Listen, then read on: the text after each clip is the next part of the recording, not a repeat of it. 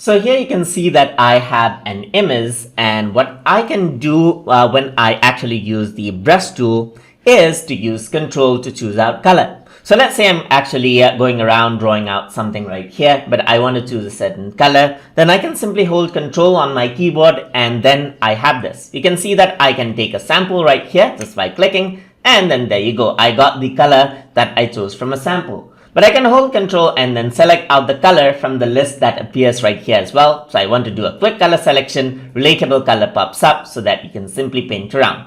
I'm going to go around over here and hold Ctrl. If I were to click here, you can see that I can simply draw around over here just like this.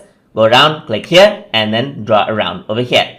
And that is how you can simply choose out a color. And then select the relevant color right here, just like this. Select out other color right here. Select out other color and so forth, and that is how it looks. I can also take sample and it'll take out similar colors, relatable colors right here, which I can select out and then draw out accordingly.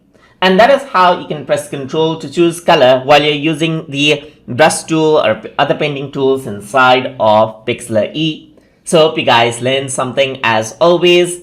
And as always, please like, comment, share, and subscribe.